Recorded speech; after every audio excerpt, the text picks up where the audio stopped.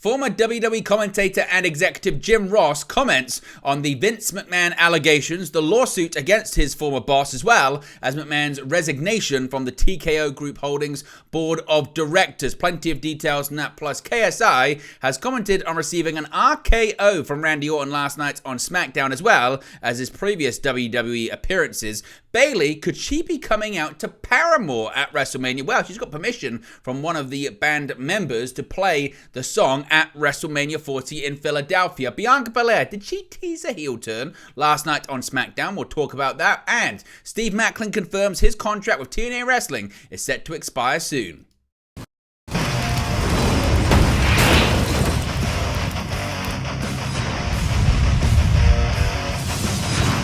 Hey guys, welcome back to Wrestling News 365. Hope everyone is doing very well. As always, there are plenty of news stories to get into in the world of professional wrestling. Let's start off talking about Jim Ross and his comments regarding his former boss, longtime friend, and I guess colleague, that being Vince McMahon, because Jim Ross has weighed in on the allegations made against Vince McMahon. Of course, on January 25th, a lawsuit was filed by former WWE employee Janelle Grant against Vince McMahon, WWE, and former Executive Vice President of Talent Relations in the company, John Laurinaitis.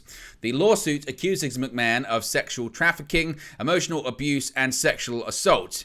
McMahon has denied the allegations, but resigned from his position as TKO executive chairman after the allegations came out, and Slim Jim paused its promotional partnership with WWE. They later resumed their partnership with the company after McMahon's resignation.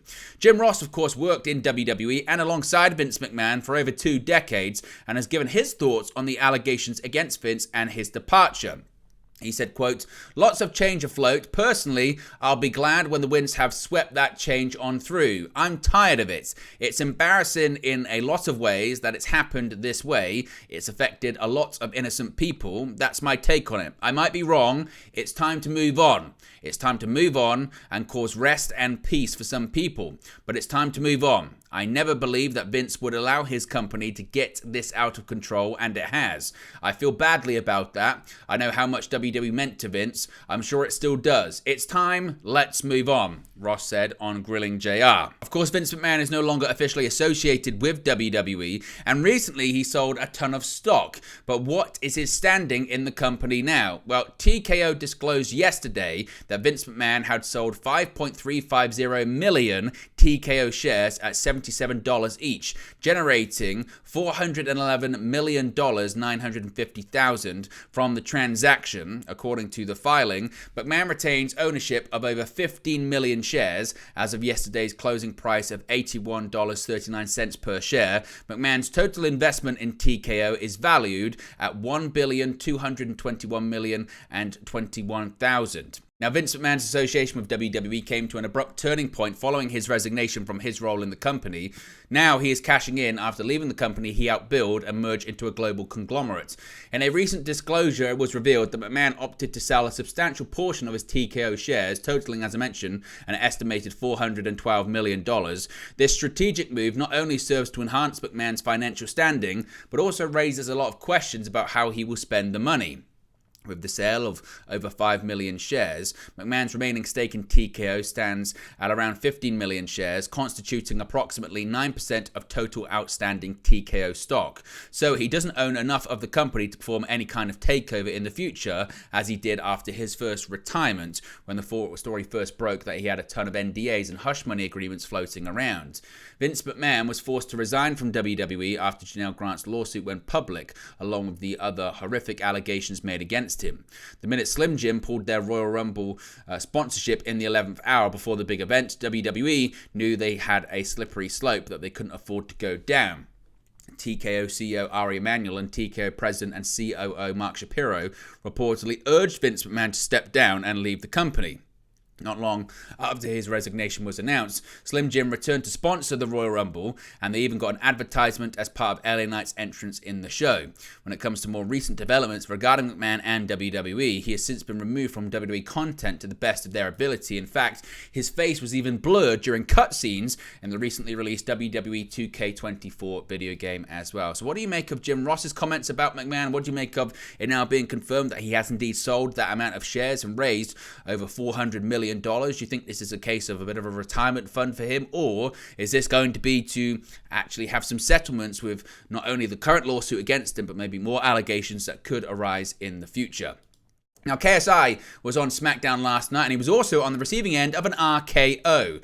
YouTuber KSI has given his first comment after receiving an RKO from Randy Orton on SmackDown last night. In what was yet another unfortunate WWE cameo for the Prime co-founder, KSI was Logan Paul's guest of honor in Dallas, Texas on SmackDown this week. The pair revealed that Prime would be WWE's new energy drink partner and would also become the company's first ever center ring sponsor for WWE premium live events going forward, beginning on April 6 and 7 for WrestleMania 40. Unfortunately for KSI, the celebratory occasion was ruined by WWE's resident apex predator Randy Orton, who is seeking revenge for Logan Paul costing Orton the Elimination Chamber match in Perth, Australia. While Orton couldn't get his hands on Paul, he did get his partner KSI, who was caught in the crossfires and given a swift RKO in front of a packed American Airlines center.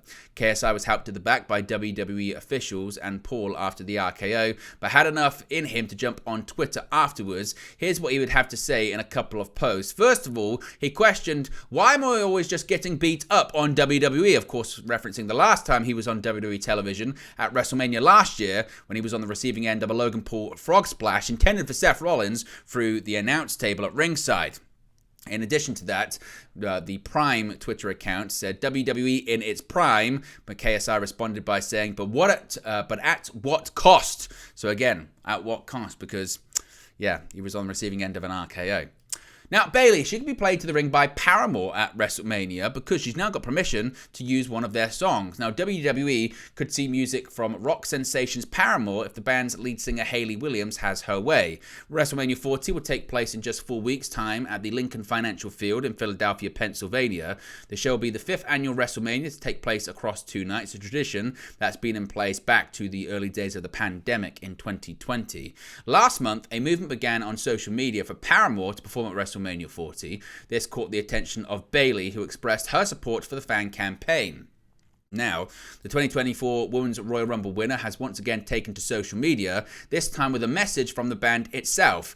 Bayley shared a video of Paramore lead singer Hayley Williams, who made clear that she was aware of wrestling fans wanting Paramore at WrestleMania. Williams gave the role model permission to use the band's hit Simmer for her entrance next month. This is what Hayley Williams said, quote, "Bayley says, dude, I want to play Simmer for my entrance at WrestleMania. You have our permission, that's sick, holy shit." Now, the role model is a huge fan of Paramore and has made no secret of her devotion. In 2018, Bayley wore a Paramore-themed attire for WWE Evolution, the company's first and to-date only event to feature an all-female card. Bayley teamed with Sasha Banks and Natalya to defeat the Riot Squad at the event. Paramore or no Paramore though, Bayley will compete for the Women's Championship at WrestleMania 40. She will challenge former Damage Control ally Io Sky, who has held the title since SummerSlam of last year. This will mark Bayley's first ever singles match on the grandest stage of them all. Now, last night on SmackDown, did we see a tease that Bianca Belairs possibly is going to be turning heel in the near future? Well, maybe, just maybe, because perhaps she's taken pointers from Drew McIntyre in the art of radical honesty, as Belair has shown off a more unapologetic perspective. Bianca Belairs was shown in a backstage segment approaching Naomi, who was watching an interview segment with the aforementioned Bayley.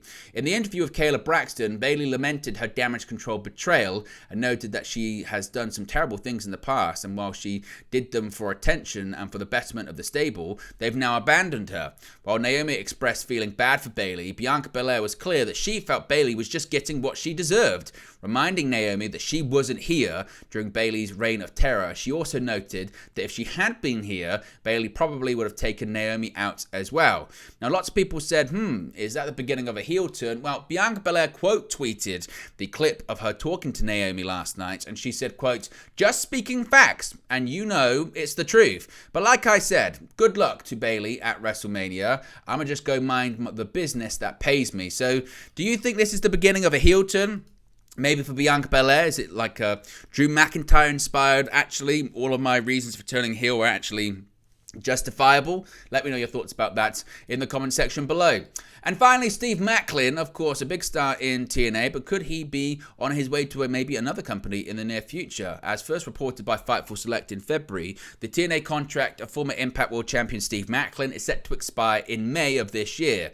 And now, in a new interview with WrestleZone, Macklin confirmed that was indeed the case. However, he would reveal that he's hoping to remain in the company past that date, but nothing has been agreed to as of right now. Macklin said, quote, "Yeah, I know my deal's up in May with TNA. I would love to stay. I've let management know that I've been enjoying my time here and loving my time here, but it's one of those things where if it's going to come down to a choice of what's best for me and my family. So right now, I'm focused more or less on just this Friday in Windsor, taking it one match at a time, but I know that I have a lot to prove as well for them to come back to me with an offer to stay. So that's on me." Of course, Macklin moved to TNA in 2021. After spending 6 years in WWE, with his most notable role being one-third of the Forgotten Son stable alongside Jackson Riker and Wesley Blake. He most recently faced off with fellow WWE alumni Nick Nemeth, formerly known as Dolph Ziggler, at the company's Sacrifice pay-per-view on March 8, but would lose out to the former two-time WWE World Heavyweight Champion. But there you go, guys. Latest pro wrestling news for you. Be sure to smash a like on the like button. Be sure to subscribe button right-hand corner. As always, let me know your thoughts in the comment section below, and I'll speak to you again very, very soon. Hey guys, thank you for watching, listening, streaming, or however you come across this video today. Be sure to click on the video on the right there to watch our next video, or click the bottom there to subscribe, or the bottom right hand corner. Thank you very much, and I'll speak to you again very soon.